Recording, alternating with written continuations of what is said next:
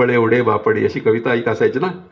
क्षणी पडे उठे परिबळे उडे बापडी, चुके पतई घेऊन क्षणिक दृष्टीला झापडी, किती घळघळा गळे रुधिर कोमलांगातुनी, तशीच निज कोठरा परत पातली पक्षिणी. ही कविता म्हणताना आपले शिक्षक आहेत ना, त्यांच्याही डोळ्यामध्ये पाणी असायचं. ते शिकवताना अख्खा वर्ग असा गदगदून जायचा त्यांच्या शिकवण्यानं, त्या गोष्टीमुळे. आणि असा गदगदलेला वर्ग जो असायचा तो वर्ग म्हणजे आपली गावची ओळख असायची. शाळा म्हणजे काय असायचं, अशी पांढऱ्या रंगाची भिंत लांबून दिसणारी कौलारू, आणि तिथून येणारे हे असे सामूहिक कवितांचे आवाज म्हणजे शाळा. असं एक आपलं, कधी शाळा दाखवताना अशी दाखवते ती जे किलबिल ऐकू येते जिथून मुलांची, ती आपली शाळा. अशी एक त्यावेळची ओळख होती. आमच्या पुष्पाभाई म्हणतात की सध्या मराठीचा प्रॉब्लेम असा झाला आहे की आजी काय बोलते ते नातीला कळत नाही, नात काय बोलते ते आजीला कळत नाही, कारण आजीचं माध्यम वेगळं आणि नातीचं मीडियम वेगळं, असा जरा फरक झालेला आहे.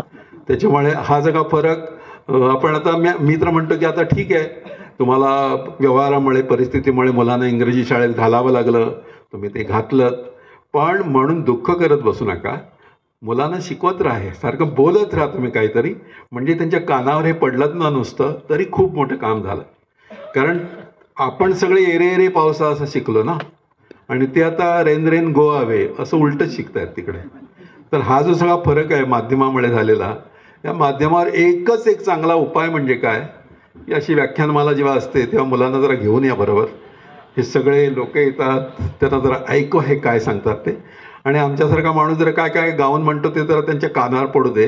नंतर ते छान फार म्हणायला लागतील, किंवा त्यांना ते आवडायला तरी लागेल, किंवा असं तरी म्हणतील की हे ऐकलंय आम्ही, हे अजिबात आय डोंट नो एनिथिंग वगैरे असं काही बोलणार नाही. We don't know anything, I have not listened it, it's very different from me, असं जे काय म्हणणार असतील ना ते म्हणणार नाहीत. म्हणतील yes I have listened it, माझ्या आजीकडून मी ऐकलेलं आहे कधीतरी, एवढं तरी म्हटलं.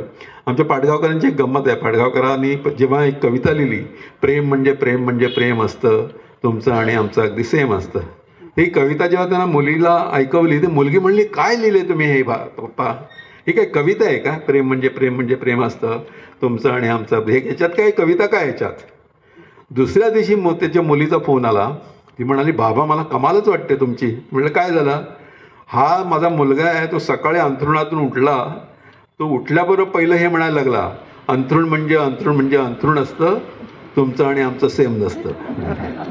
तर हे जी क्रिएटिव्ह गोष्ट आहे मुलांपर्यंत जाते. इंग्लिश मिडियमचा मुलगा, पण त्याला हे मात्र एकदम बरोबर त्याच्या मनामध्ये फिट्ट बसलं. आणि मी अलीकडे नेहमी असं बघतोय की जेव्हा जेव्हा आपण कुठे जातो, मुलं अशी आजूबाजूला खेळत असतात, तुम्ही मोठी माणसं बसलेली असतात, गप्पा मारत असतात, पण जेव्हा जेव्हा ती आजूबाजूला फिरणारी लहान मुलं जी असतात ती तुमचं हे सगळं बोलणं ऐकतात, त्याच्यामध्ये कविता आली, गाणी आली की ती थांबतात, आणि मग त्यांना लक्षात येतं की हे फार इंटरेस्टिंग गोष्ट आहे आणि ही आपली गोष्ट आहे. तुम्हाला मी सांगतो की अनेक वेळा मला मराठी म्हणजे काय असं जेव्हा विचारतात तेव्हा मी सांगतो की ज्याचं कुठल्याही भाषेत भाषांतर करता येत नाही ती मराठी. तुम्ही लावणीचं भाषांतर करून दाखवा, फार कठीण आहे. तुम्ही प्रार्थनेचं भाषांतर करून दाखवा, कठीण आहे. पोवाड्याचं भाषांतर करून दाखवा, म्हणजे पोवाडं तुम्ही लिहू शकाल, पण ज्या पद्धतीनं असं फटफट फडकतो भगवा झेंडा गगनात, ही जी गोष्ट आहे ही त्या ट्रान्सलेशनमध्ये भाषांतरामध्ये येत नाही.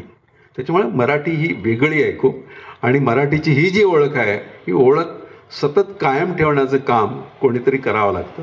आणि म्हणून मला असं वाटतं की जेव्हा जेव्हा कधी असा कार्यक्रमाचा योग येतो तेव्हा मला फार बरं वाटतं की या निमित्तानं तुमच्याशी संवाद साधता येतो. मला माहीत आहे की ह्या सगळ्या लोकांमध्ये इतकी माणसं अशी बसलेली आहेत, त्यांनी